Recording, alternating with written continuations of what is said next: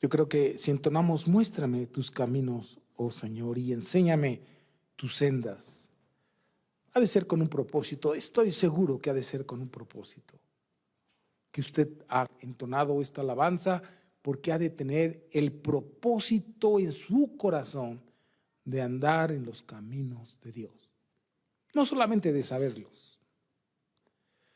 Y antes de entrar de lleno a la predicación, quiero recordarles que yo, con la ayuda de Dios, durante todo este tiempo que he tenido la bendición de estar aquí para animarles, quizás lo que yo les he comentado, lo que yo he meditado con ustedes, estoy seguro que ya lo habían escuchado o lo han escuchado últimamente de una forma diferente a través de la boca de otros siervos.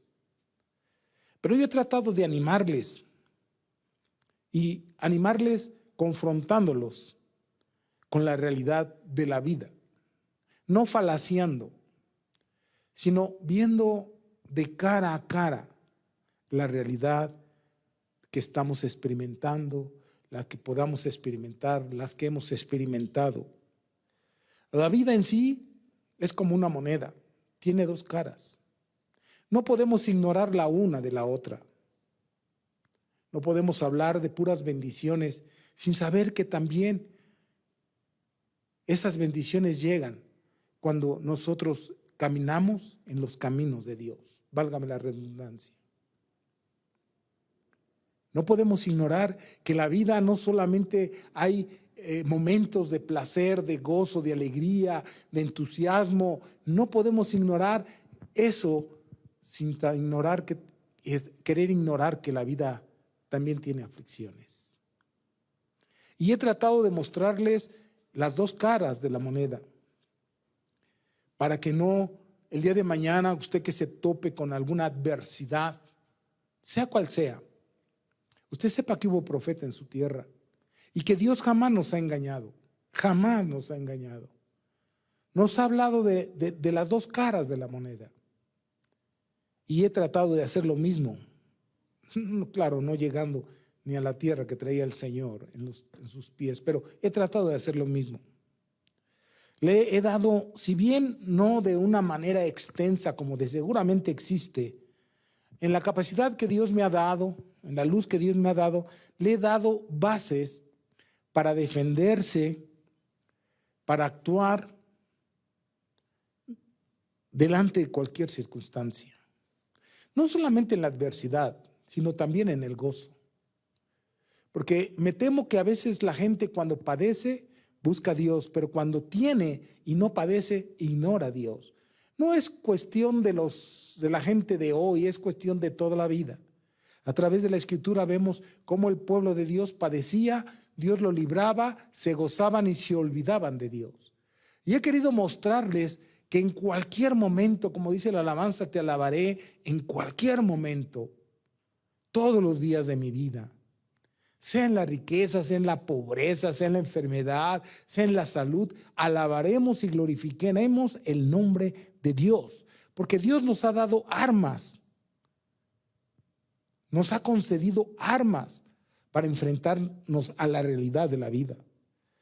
Dios nos ha dicho cuál debe ser nuestra actitud, nuestra forma de pensar, nuestra forma de hablar, de nuestra forma de tener y de no tener. Dios nos advierte de todo para que nosotros siempre salgamos más que vencedores y llenos de la paz de Cristo. Yo durante todo este tiempo he meditado sobre muchos temas, entre ellos he hablado de la paciencia, de la prudencia, del dominio propio, de la templanza, del valor de la unidad en familia, como iglesia, donde quiera. He pensado junto con ustedes o meditado junto con ustedes cómo enfrentar las aflicciones de la vida. ¿Qué significa ser iglesia? ¿Qué resultados hay de saber ser iglesia? Ser parte del cuerpo de Cristo.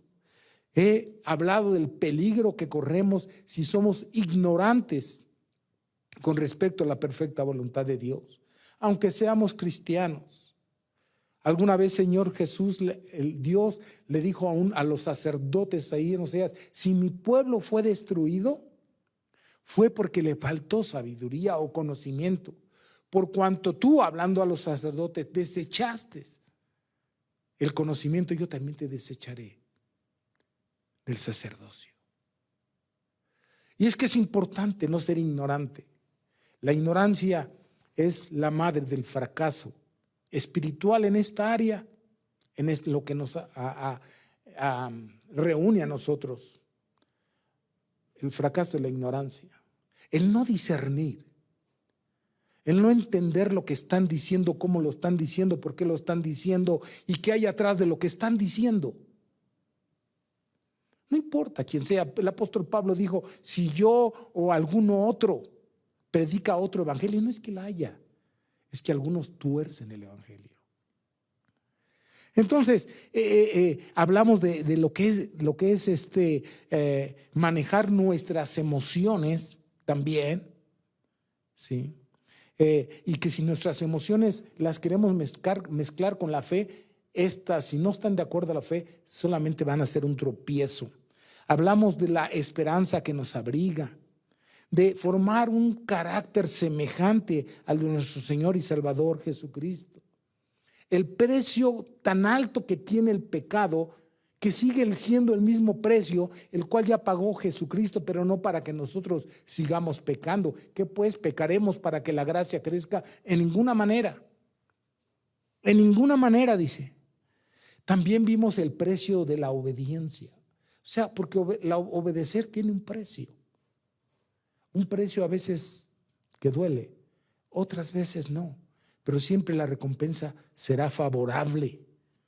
Y lo importante de permanecer en la fe sin desmayar, y otras tantas actitudes que durante todo este tiempo he venido meditando con ustedes.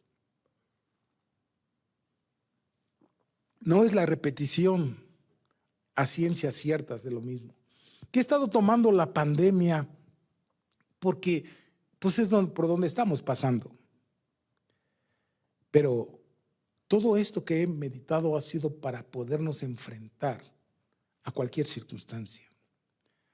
Ahora quiero que veamos un pasaje para entrar al tema que hoy, por el cual nos estamos reuniendo. Vamos a leerlo ahí en Zacarías 4:6. Dice ahí en Zacarías 4:6: entonces respondió y me habló diciendo: esta es la palabra del Eterno de Jehová a Zorobabel, que dice: no es con ejército ni con fuerza, sino con mi espíritu, ha dicho Jehová de los ejércitos. Quiero que tomemos el pasaje de no es con ejército ni con fuerza, sino con mi espíritu, dice el eterno Dios. Hoy quiero hablar de las estrategias de la vida a la que hemos sido llamados.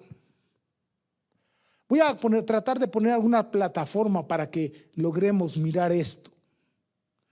Yo insisto mucho, siempre insisto mucho en la importancia de formarnos un carácter cristiano no visceral. Yo a veces discuto con algunas personas porque no oyen lo que están diciendo, cómo lo están diciendo, que lo que están diciendo aún mismo se están contradiciendo. Y si nosotros estamos pidiendo a Dios que nos dé espíritu de discernimiento, es para que podamos filtrar lo que se está diciendo, cómo se está diciendo y para qué se está diciendo, y entendamos y podamos desechar lo malo y tomar lo bueno. Aquí no voy a entrar al pasaje exacto de lo que está diciendo, porque se lo dijo Dios a Zorobabel. Él estaba construyendo un templo, pero había problemas que le querían frenar y él tenía temores, pero Dios le dijo: mira, no es con espada ni con ejército, es con mi Santo Espíritu. O sea, lo que Dios dice, en lo que Dios tiene establecido que ha de pasar, no hay poder humano, ni en el cielo, ni en la tierra, ni debajo de la tierra, que frene el propósito de Dios. Todo lo que pasa, detrás de todo lo que pasa hay un Dios. O que autoriza, o que manda, o que establece. Dios es un estratega del mundo entero. Y yo estoy tratando siempre de formar un carácter cristiano, no visceral. Un carácter cristiano, porque esta es la seguridad. Tener carácter para cumplir con lo que Dios nos manda. Tener carácter. Tener carácter es lo que va a determinar. Si tienes un carácter, es lo que va a determinar nuestras acciones, nuestras decisiones. Tener el carácter. Nuestros pensamientos van a ser gobernados por nuestro carácter. Nuestro carácter en sí determina lo que nosotros somos, lo que nosotros decidimos, lo que nosotros pensamos, lo que nosotros hablamos. Es fácil descubrir el carácter de una persona por lo que piensa, por lo que habla, por lo que oye. Es fácil, no es difícil. Por eso, de alguna manera, he tratado de mostrarle, Señor, hermano, que es importante decidirnos con todo nuestro corazón, con toda nuestra alma y con todas nuestras fuerzas, que Cristo sea formado en nosotros. Disculpen si insisto en ello, pero esto es lo que me mandó a hacer el Señor. No sé hacer otra cosa. Y no solo a mí, sino todo aquel que pretende enseñar la palabra de Dios tiene que enseñar la verdad, el carácter de Dios, que Cristo se ha formado en nosotros. Cristo dijo alguna vez a sus discípulos: id por todo el mundo y hacer discípulos. Enséñeles que guarden todas las cosas que yo os he mandado, y aquí yo estoy con vosotros todos los días. Dios ha establecido estrategias para que sus hijos sean más que vencedores, de las cuales voy a meditar. Estrategias de Dios. Vayan por todo el mundo y hagan discípulos, no simpatizantes, no bultos, no gente que no hace nada. Hagan discípulos, gente que esté dispuesto a hacer lo que yo les digo. Enséñeles que tienen que hacer todas. Ahí donde usted está, diga todas. Todas. No es a mi manera. No es a mi manera. Esa es la manera de Cristo. No es como yo quiero, sino como Dios quiere. A mí me da tristeza ver que una cosa es pecado y el otro diga, no es pecado. Alguna vez había decidido yo que un hombre me pastoreara, y cuando me dijo que fumar no era pecado, porque no aparece en la Biblia, tampoco parece que hay marihuana, que puedes fumar marihuana, tampoco aparece. Eso habla del carácter. Qué difícil es entrar a los caminos de Dios. Todos los que nos justificamos por cualquier cosa es no tener la estrategia de Dios. Ir por todo el mundo y predicar el evangelio, toda criatura. Y yo quiero decirle que en nuestro caminar cotidiano vamos a encontrar muchos tropiezos, muchos. Pero si tú usas la estrategia de Dios, por fuerte que parezca el problema, Cristo dijo alguna vez en este dicho, Dios lo dijo, no es un dicho, una verdad, dijo que si tuviéramos fe como un grano de mostaza, podríamos decirle a un monte, quítate y échate de aquí. Sería literalmente lo que estaba diciendo el Señor, o está diciendo, mira, los problemas a veces son como un monte que parece que no se pueden traspasar, pero si tú tienes fe, tú lo vas a lograr. Tú lo vas a lograr, porque no es con espada ni con ejército, sino con mi Santo Espíritu. Así es Dios. Quiero compartirles una anécdota que algunas veces se las he compartido muchas veces, aquí mismo. Había una iglesia de corte tradicional cristiana, donde quienes gobernaban eran los disque ancianos, los más viejos de la iglesia, que sabían de Biblia lo mismo que yo de italiano o francés o de inglés. Entonces soy un ignorante. Y entonces ellos, si un pastor predicaba algo que no les convenía, lo echaban fuera. Pero llegó una vez un pastor que tenía tanta necesidad, que aguantaba tantas cosas de estos ancianos. Porque ellos querían que la iglesia manejara como ellos su estrategia, no la de Dios. Y entonces este pastor aguantó por el hambre. Y mientras sus hijos de los ancianos entraba el dinero a la iglesia y los ancianos guardaban el dinero, no lo necesitaban, no le daban al pastor lo necesario, ni para comer adecuadamente. Una vez el pastor se cansó y tuvo que irse también. Pero llegó un pastor con un carácter cristiano y empezó a predicar las estrategias y la verdad de Dios.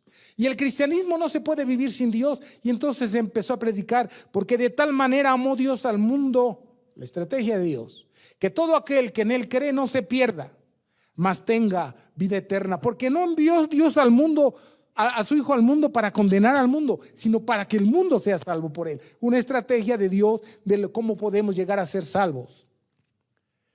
Y entonces cuando los ancianos y la iglesia empezó a oír esto, no, eso es de párvulos, eso de que de tal manera amó Dios al mundo, y dijeron, bueno, como es la primera vez, aguantémoslo, dijeron los ancianos, entre comillas, de la iglesia. Bajó el pastor, y gracias pastor, y se fueron.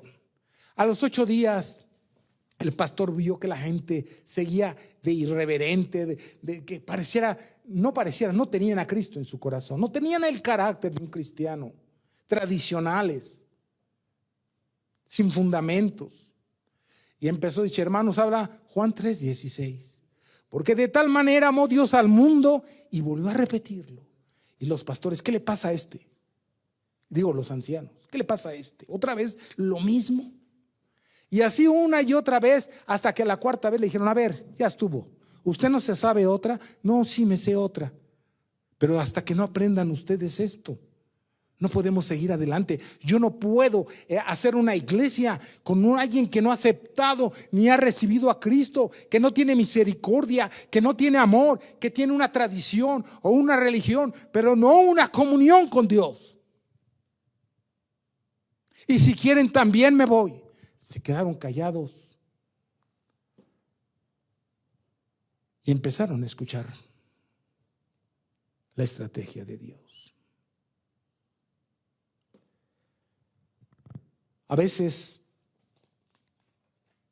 Creo que hay muchas veces que los ministerios tenemos que hacer esto.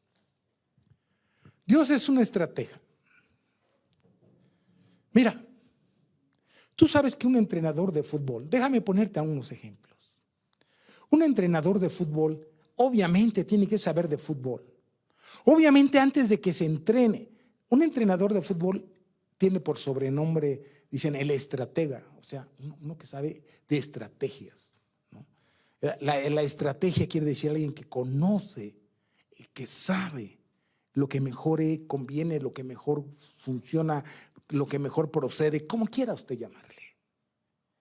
Y dice que un estratega que llega a un equipo tiene que estudiar al enemigo. Y aún habiendo estudiado al enemigo, el enemigo también lo están estudiando a él. También.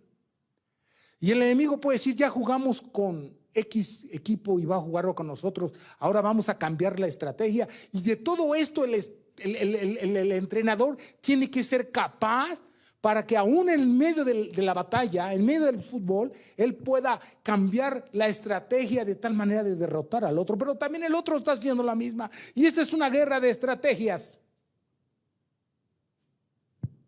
Pero también los jugadores deben de estar sujetos al estratega. Permítame ponerle este ejemplo. Usted es un jugador y Dios es el estratega. Él sabe cómo podemos vencer las aflicciones del mundo. Él sabe cómo podemos vencer al enemigo. Y el diablo es nuestro enemigo y el mundo es nuestro enemigo. Y todo lo que se opone a Dios es nuestro enemigo. Pero Dios conoce todos los ardís de los demás. Él sabe cómo nosotros podemos ser más que vencedores en la enfermedad, en la salud, en la abundancia, en la necesidad, en medio de las pandemias, en medio de todo. Dios sabe cómo nosotros podemos salir más que vencedores. Pero usted tiene que estar sujeto a la estrategia de Dios. A Dios nadie lo va a sorprender. A Dios no le va a decir, ay, me agarró de sorpresa el diablo, no sabía que te iba a atacar por el flanco izquierdo. No. Dios sí que sabe cómo podemos ser más que vencedores. Pero usted, que es un jugador, déjeme decirlo así, debe estar sujeto a las indicaciones del estratega, que es Dios en este caso. Usted tiene que hacer como Dios dice, y no es con espada ni con ejército. Dios no necesita su ayuda.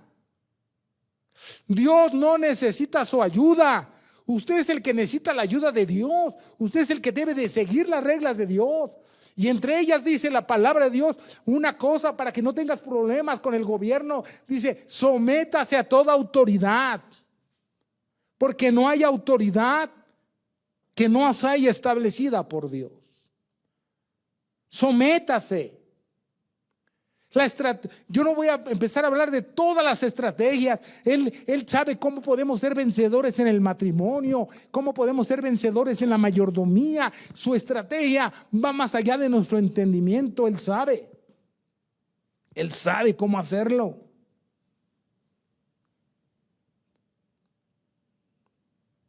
Él sabe cómo capacitarte si eres un iracundo, si eres un ratero, si eres un homosexual, si eres un ladrón, si eres lo que sea. Él te va a dar la estrategia para que tú dejes de ser lo que eres y que solamente daña tu vida. Y no es con espada ni con ejército, sino con su espíritu. Cuando el Espíritu de Dios entra en nosotros, no hay poder humano que nos detenga. No defendemos nuestros derechos, mal llamados en muchas cosas, que solamente lastiman a tu prójimo. No existe. No existe.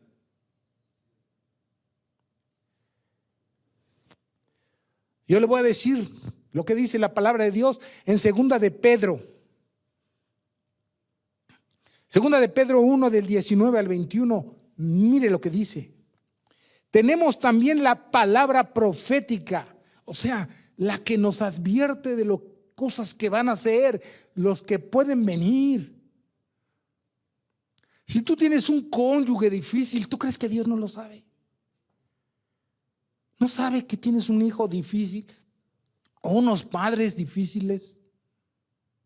Pues tú crees que Dios no sabe cómo enseñarte, darte la estrategia para que trates con tu esposa, que es una pagada de sí misma, o con tu esposo, que es un irresponsable y bueno, como tú dices. Para nada, pero no toda la gente es buena para nada. Para algo es buena, al menos para dar lata. ¿Tú crees que esto no lo sabe Dios? Y Él te da el fuego.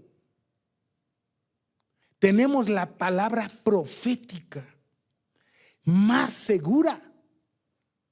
No es saber si sale, va a salir, pero dice que es a la cual hacéis bien en estar atentos. Tienes que estar atento. No como ahorita que a lo mejor algunos están ahí con las papitas, creen que están en el cine VIP y parándose en lugar de tener respeto, aunque estemos a través de esto. por refresco, charlando. No estamos jugando. Dice la palabra profética, la que tienes que estar atento.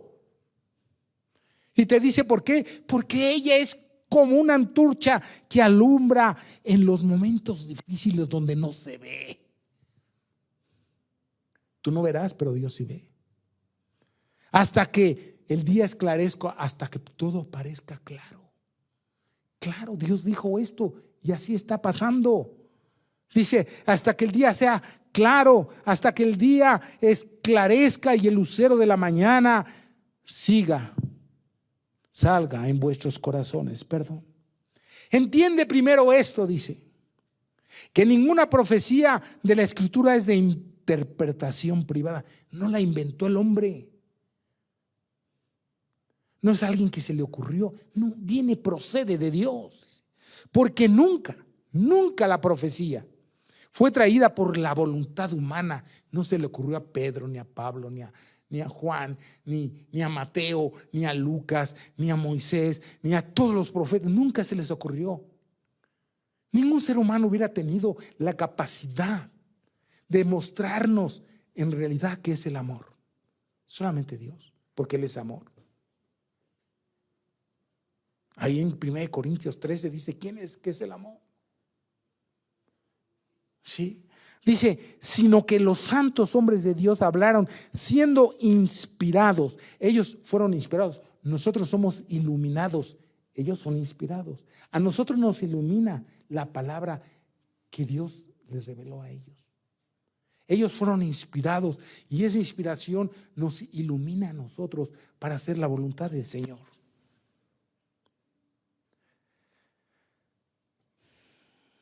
Usted va a estar seguro bajo cualquier circunstancia, porque el estratega de la vida, que es Dios, tiene todo bajo su dominio. Todo. Quieren que su matrimonio esté bien y no se sujetan a la estrategia de Dios. Mire, yo he visto que han muerto pastores. Su pretexto de que están obedeciendo a Dios, y no es así. Hay que verlas. Voy a predicar sobre una manera de dos caras y de un canto que une las dos caras. Usted verá. Entonces, mire, vamos a concluir esto de la estrategia. Vamos a pensar un poco en lo que hizo Dios con el pueblo de Israel. Todos sabemos la historia, pero quiero que usted ponga el sentido. Cómo la estrategia de Dios era formar un pueblo fuerte, un pueblo fiel, un pueblo que no lo derrumbara nada, un pueblo que pudiera confiar en él. Usted puede darse cuenta cómo el pueblo de Israel vivía esclavo. Vamos a leer Éxodo. Mire, vamos a leer Éxodo del 3. No, ese es el que vas a leer. No. Vamos a leer Éxodo. Del capítulo 3 dice: entonces Moisés dijo: iré yo ahora y veré esta grande, porque estaba viendo la zarza, esta grande visión. ¿Por qué causa la zarza no se quema?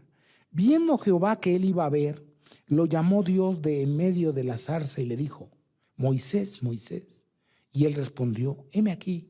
Y dijo: no te acerques, quita el calzado de tus pies, porque el lugar en el que tú estás, tierra santa es. Y dijo: yo soy el Dios de tu padre, Dios de Abraham, Dios de Isaac y Dios de Jacob. Entonces Moisés cubrió su rostro porque tuvo miedo de mirar a Dios y dijo luego Jehová: bien, escuche bien, bien he visto la aflicción de mi pueblo que está en Egipto, y he oído su clamor a causa de sus extractores, pues he conocido sus angustias, y he descendido para librarlos de mano de los egipcios y sacarlos de aquella tierra a una tierra buena y ancha, a tierra que fluye leche y miel, y a lugares del cananeo, del Eteo, del Amorreo, del Feruseo, del Ebeo, del Jebuseo.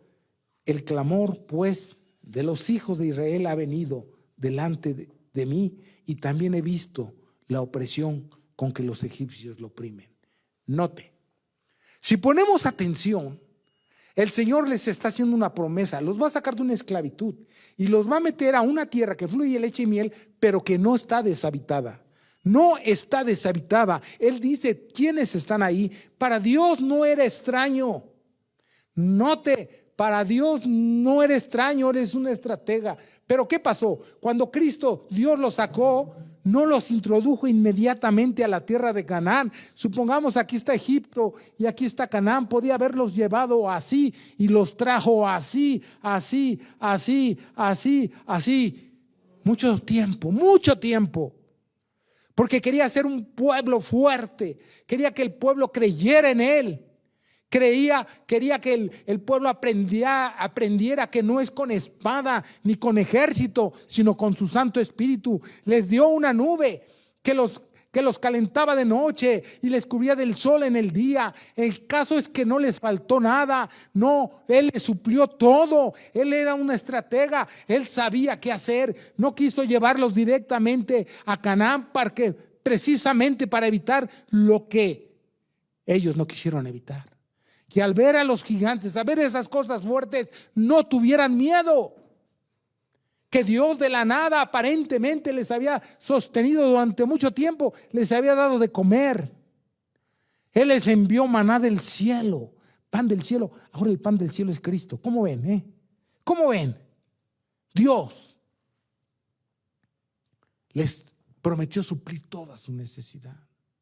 No se les acabó el calzado, eso era de maravillarse. No se pudrió la ropa, era tremendo. Nada, ahí les dio mandamientos que los iban a cuidar, que los iban a ayudar a armonizar entre ellos. ¿Qué tantas cosas, Dios? Dios se los llevó al monte Ararat para que vieran el encuentro que tuvo Moisés.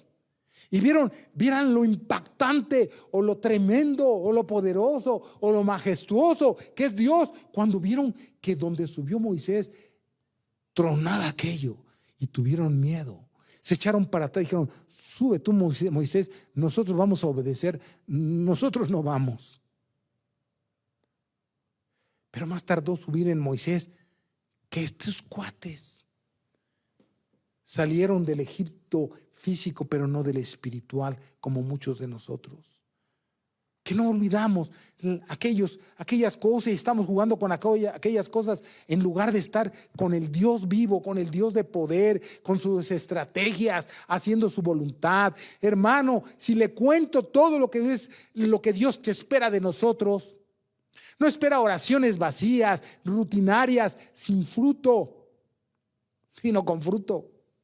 He visto orar gente que se levanta para ser igual. Nadie que ora en presencia de Dios sigue igual. Nadie que ha tenido un encuentro con Dios sigue igual. Nadie. Puedo tocar muchas cosas, pero lo vamos a ver al final de hablando del pueblo de Israel. ¿No les gustó la estrategia de Dios? Querían ser esclavos, no libres. ¿Por qué no experimentaron la libertad a la que Dios les había llamado? Porque no obedecieron, porque no quisieron, por testarudos, por necios, por tercos, por burros, por animales, por lo que sea. ¿Acaso no dice 1 Corintios ahí por el capítulo 10? Dice, y estas cosas les sucedieron para nuestra enseñanza, para que no seamos como ellos, que tentaron a Dios, que fueron idólatras, que hicieron lo malo y no pudieron entrar en el reposo de Dios a causa de esas cosas. Existiendo la promesa, viendo la mano de Dios, viendo cómo Dios, por ejemplo, yo veo que suben textos a veces en el Facebook, tantos días y comemos, ¡qué maravilla! Que le aseguro que tampoco su calzado se ha acabado. Y si no le queda la comida, su camisa ahora, pues mire, que sí ha comido, Mire que se ha comido la mano de Dios. El propósito de Dios es que ellos tenían que aprender a obedecer y a creer en Dios. Dios siempre nos está preparando. Siempre nos está preparando. Y las cosas que están pasando, como le decía 8 días, ¿usted cree que Dios está así? ¡Qué bueno! ¿Cómo le está cayendo la pandemia, chicos? ¿Cómo? ¡Ja! No, Señor. De ninguna manera. Dios está ocupado preparándote para que creas en Él. Para que creas en Él. O mejor dicho, para que le creas a Él. Que viendo veas y oyendo oigas. En 1 Samuel, usted ha leído el verso capítulo 15, el verso 22, dice así: ciertamente usted conoce a Saúl, él fue reprobado, porque fue probado y reprobado, porque no le quiso creer a Dios. Obedecer a Dios es importante en su estrategia. Si Dios mandó a Saúl a matar a Gad y al pueblo y etcétera, etcétera, a ti que Saúl, tú haz lo que Dios te dijo. Él tiene una estrategia en la vida. Él sabe por qué quiere que acabes con el mal. Tienes que acabar con el mal o el mal va a acabar contigo. Y entonces cuando regresaba Saúl de la mala victoria, ciertamente le dijo Samuel a Saúl: el obedecer es mejor que los sacrificios. A mí no me vengas con el cuento de que traje esto para sacrificarlo a Dios. Y prestar atención que la grosura de los carneros. Te voy a decir por qué, Saúl, y a ti también, al que estás escuchando. Porque como pecado de adivinación es la rebelión, y como ídolos la idolatría, e idolatría la obstinación. Por cuanto tú desechaste la estrategia de Dios, la palabra de Dios, te crees mejor que Dios, también Él te ha desechado para que no seas rey. Entonces Saúl dijo a Samuel: yo he pecado. Mira, hasta que le torcieron la mano, reconoció que había pecado. Fíjate, hasta que lo confrontaron, le dijeron, le tornaron: ¿por qué eres tan difícil? Pues has quebrantado el mandamiento de Dios y tus palabras, porque temía al pueblo. Dice, porque para que ya no sea rey. Entonces Saúl dijo a Samuel: yo he pecado, pues he quebrantado el mandamiento de Jehová y tus palabras, porque pesaba más lo que decía el pueblo, porque temía al pueblo y consentía la voz de ellos. Perdona ahora pues mi pecado. No, mi hermano amado, no. Esto es el colmo. Si tú pecaste, tú pecaste. No descargues tu pecado en otro. Es que, ¿sabe por qué yo soy un marido malo? Porque mi esposa tiene la culpa. Es por eso que soy malo. ¿Sabe? Ella siempre me hace irritar. Siempre. Bueno, desde que Dios amanece hasta que Dios anochece, me irrita y me ha hecho iracundo. ¿Eso vale delante de Dios? Eso es lo que está diciendo este hombre. ¿Eso cuenta? No, de ninguna manera.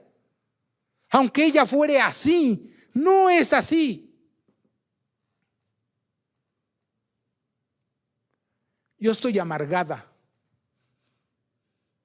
pero la culpa la tiene mi esposo, porque no cumple con todos sus deberes. Eso sí, el conyugal sí, pero los demás no. Y por eso vivo amargada, porque él tiene la culpa. Eso vale delante de Dios. Juzgue usted. La estrategia de Dios es otra cosa. Es otra cosa.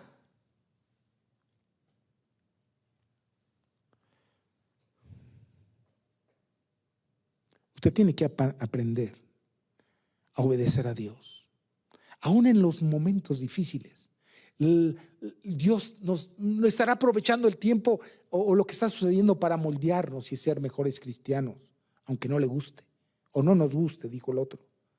Pero en medio de eso, el Señor dice: no te dejaré y no te desampararé. ¿Por qué? Porque yo soy Jehová tu Dios. Siempre te ayudaré, siempre te sustentaré con la diestra de mi justicia. Pueblos que no quieren obedecer a Dios.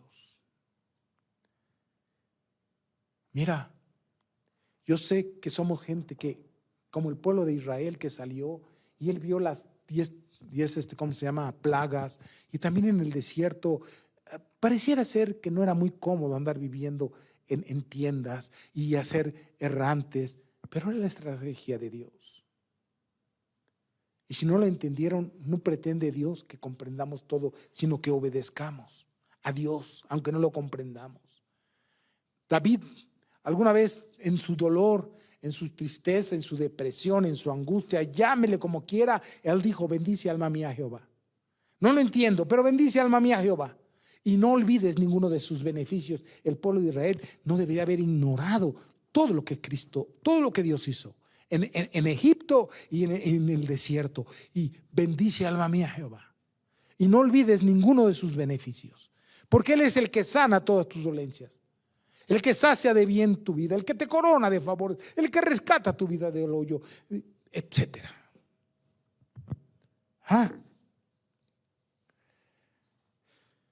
¿Por qué tuvieron que tardar tanto en entrar a la tierra? Viendo no vieron y oyendo no oyeron.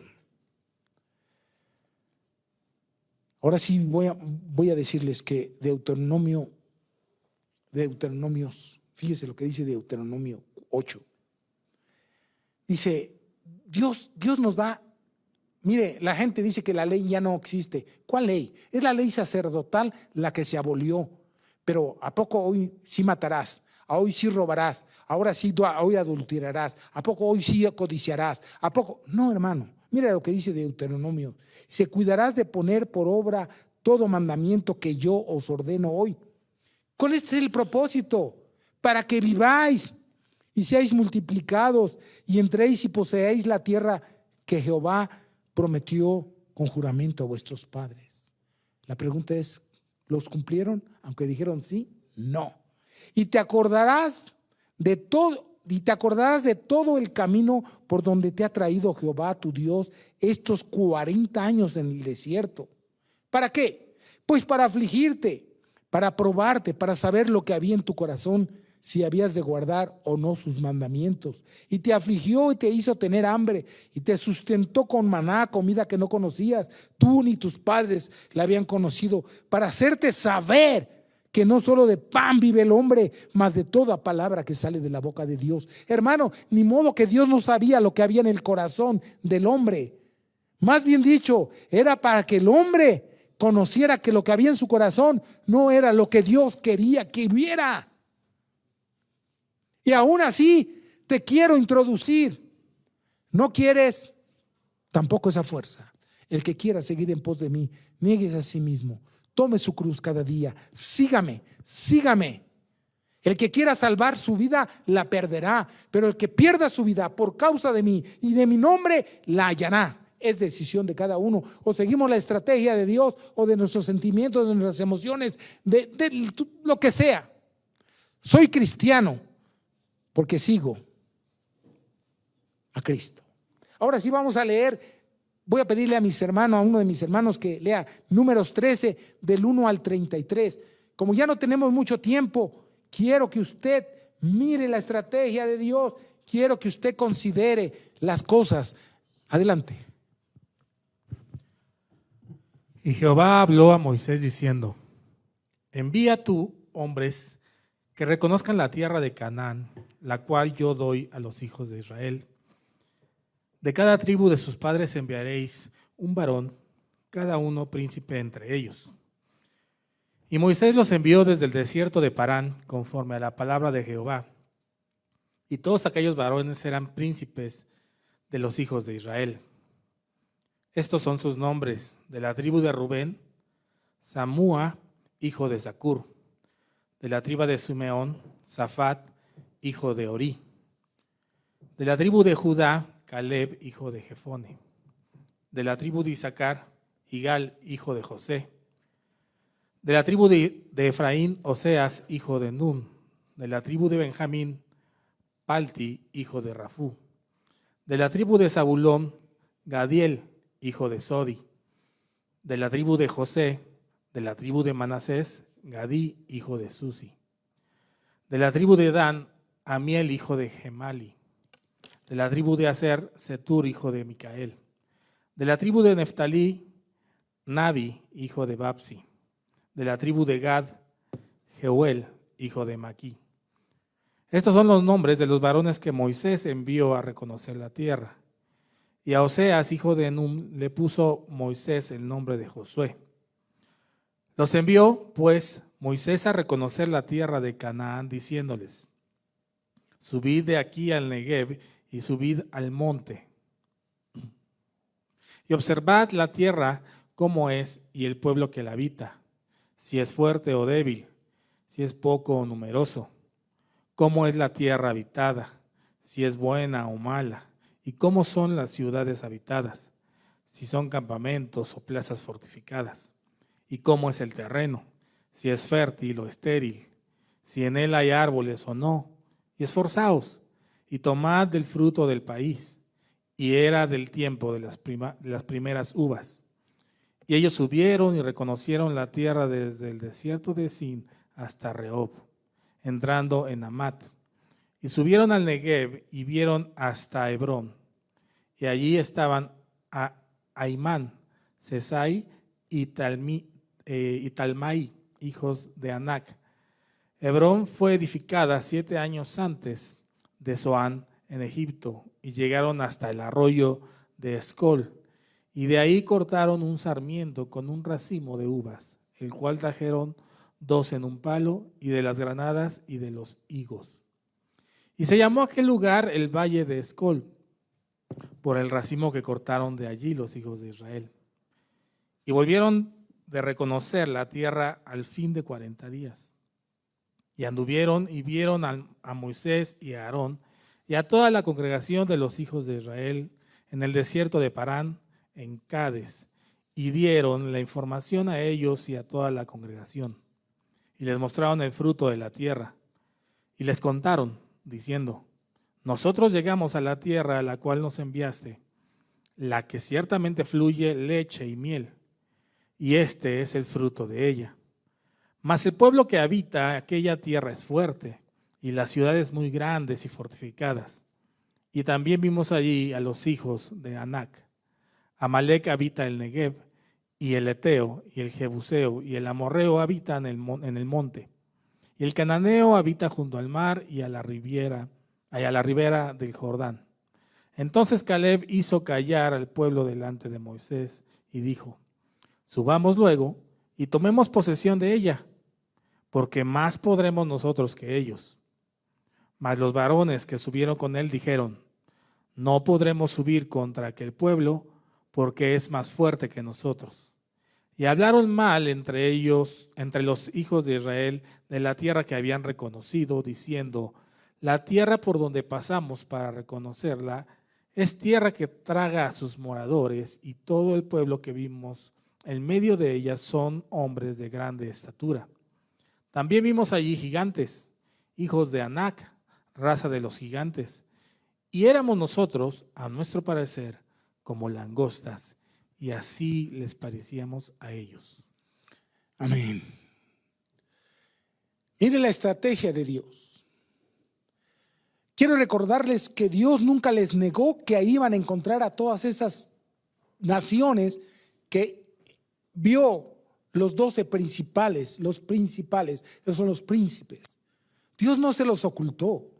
Dios estaba probando su corazón, saber, ni modo que ellos hayan sido más fuertes cuando Dios los libró de Egipto, de los egipcios, perdonen.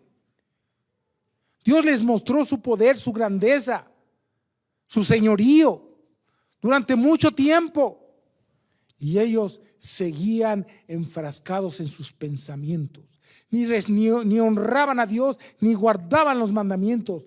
Estos 12 principales, Dios la estrategia, principales, los príncipes, los supuestamente más maduros, que suban y reconozcan, vean, y vieron que era una tierra que fluía leche y miel.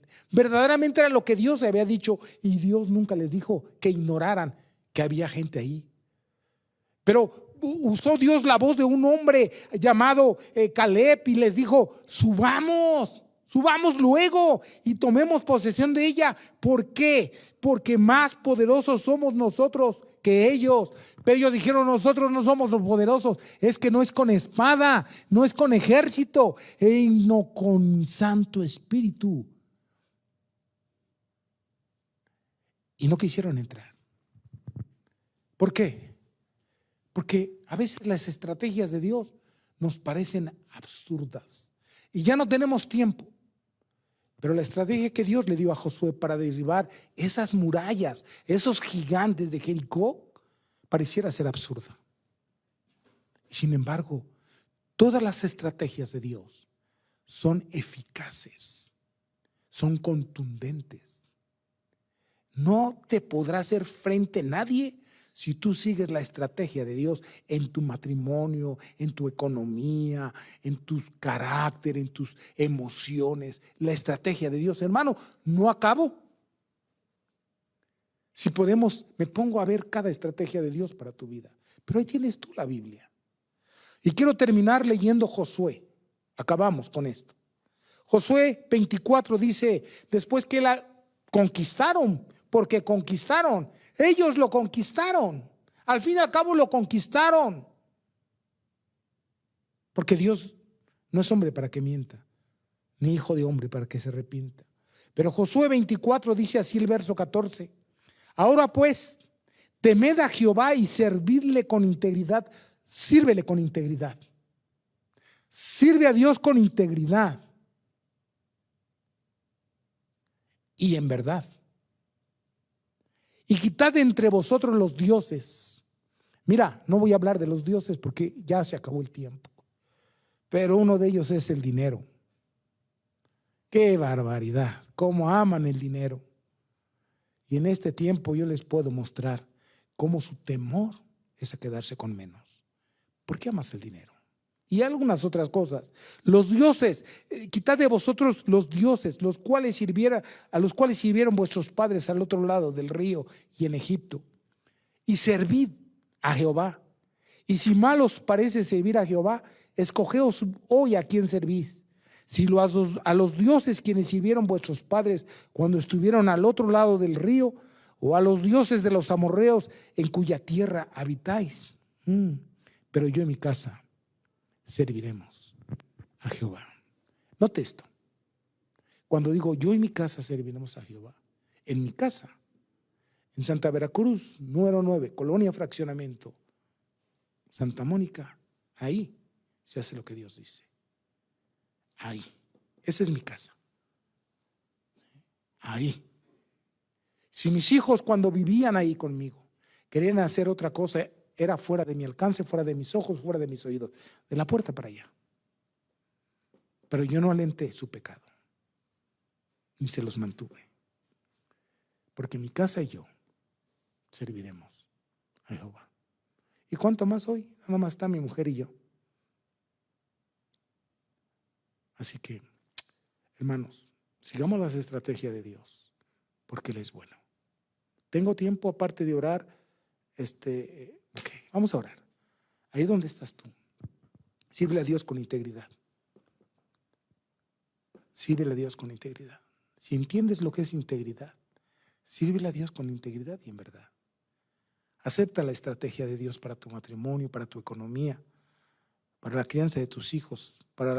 Se oraba en la oración para que tus hijos aprendan a honrarte y honrarlos tú también a ellos. Deja de llamar que no es pecado a lo que sí es pecado. Sírvele a Jehová. Sirve las estrategias. Sigue las estrategias de Dios. Podríamos haber pensado en muchas estrategias, pero el tiempo no nos lo permite. Padre, ayúdanos, Señor, a ir tomando cada estrategia que tú tienes en tu Biblia, en tu palabra, Señor. Que nada nos amedrente, que nada nos impida, que nada nos estorbe seguir con la estrategia que tu palabra nos da. Señor, algunos dirán otra vez la burra al trigo, pero yo creo que tampoco era tan cómodo bregar 40 años en el desierto. Pero Dios no los desamparó. Tampoco es de dar saltos, porque tenemos 200 y pico de días enclaustrados, pero la estrategia de Dios es que podamos crecer, podamos madurar, salir de la cueva de Adulán más fuertes, más humildes, más sencillos, más amorosos, más servidores de Dios, mejor para con Dios, mejor para con mi prójimo. Ayúdanos a seguir tu estrategia. Seguramente que a todos los que te amamos, también este tiempo nos ayudará para bien. En el nombre de Jesús. Amén. Y amén. Quiero decirles que el próximo domingo vamos a tomar la cena del Señor en su casa, ustedes, nosotros acá, cada uno acerque su pan y el vino. Al final del servicio estaremos tomando la cena del Señor. Y recuerde, dentro de 8 días en sábado hay reunión de mujeres a las 7 de la noche. El viernes está Ricardo compartiendo la palabra, lo mismo que el miércoles. Así que le animamos a que se reúna. También animamos a los varones, a los hombres, a que nos reunamos a través de Zoom. Algo hemos de aprender, sé que todos lo saben, pero algo hemos de aprender. Hago un esfuerzo por estar allí, no para sentirme bien. No, yo no voy a sentir bien si están muchos. Sí me da tristeza que no estén a veces los que más necesitamos. Así que yo quiero animarle a que procure estar en esos lugares y tampoco desmaye ni se desespere. Dentro de poco esperamos en Dios, no mucho tiempo, quizás a principios de año, seguramente espero que Dios nos permita ya reunirnos con todas las de la ley y también pues haremos 2 servicios y estaremos muy separaditos y con muchas prevención, con la prevención que nos piden. Dios les bendiga, yo les amo entrañablemente, yo les añoro entrañablemente, pero no más que Dios, pero yo sí les añoro, les extraño, les quiero. Y gracias por todas aquellas personas que tienen un corazón para hacer lo que es justo. Dios los bendiga, gracias por venir aquí los sábados, tomarse el tiempo de amor para venir por aquí. Dios le bendiga. Amén.